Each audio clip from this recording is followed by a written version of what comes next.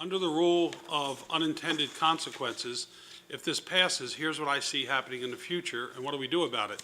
Hello, 911, I need help at the Maryland House of Delegates building. I'm about to protect myself, and throw the phone. Now you can't tell me what to do. I've got 911 coming, and I don't know anybody that's going to stay on the phone and get something that would tell them contrary to what nature gives us, which is fight or flight.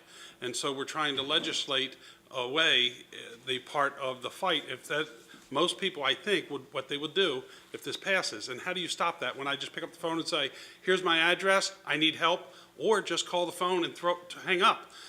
911 operators are going to come out there immediately, and so you won't have any more give and take and any more talk. If we put the potential on, you're going to go to jail if you don't follow my directions. And then if you answer that, and then I've got a follow-up for you.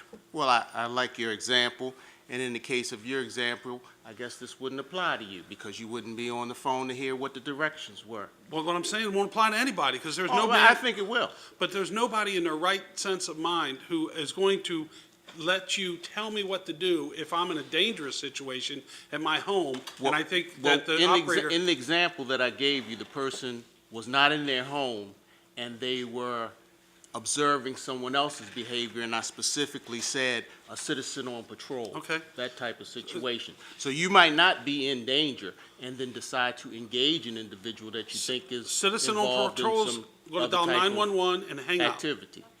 Fine. No, it's not a crime. I can dial No, I 911. said fine.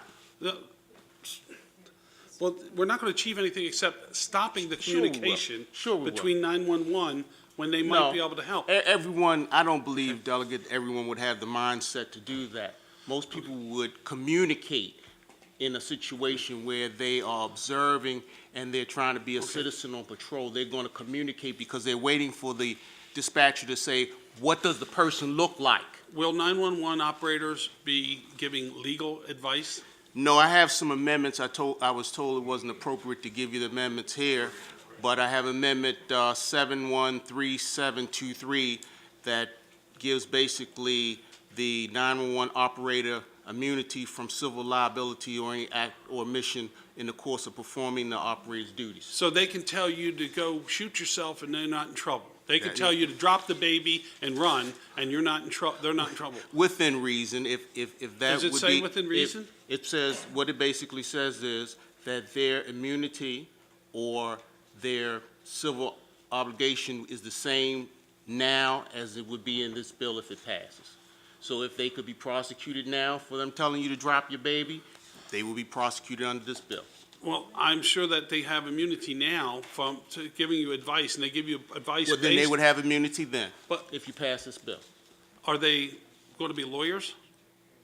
Is who going to be a lawyer? The person giving you the advice and telling you. No, they're going to be a 911 operator.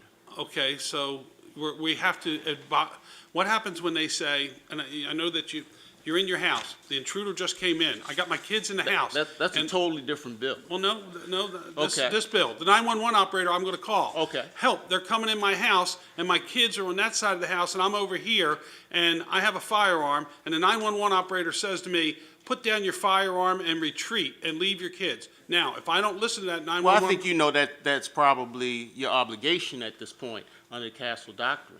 That ain't happening. No, it is not. Wouldn't you think that that's If my children are in danger, there is fight or flight, and I'm going to stand between whatever dangers there are my children. Well, suppose you can grab your children and go out the window. I just gave you a situation where I can. They're coming up the stairs. My kids are on that side. You're coming up the stairs, and I'm on this side. I can't get to my kids without you there. I call 911 and say, I need help. I'm armed, and there's an armed intruder in my house. And if they tell me to leave, you're telling me I have to run? No, I think at that point, your better judgment would be... So I can ignore them?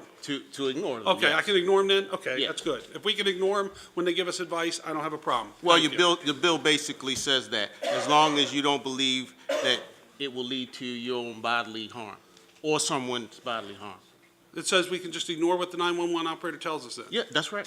Outstanding. If the Okay. 911 operator tells you to jump off the bridge and you think you're going to hurt yourself in the fall, you don't have to do it. What could they tell us that we don't have to ignore? Just give me any example what they could tell me to do that I don't have to ignore.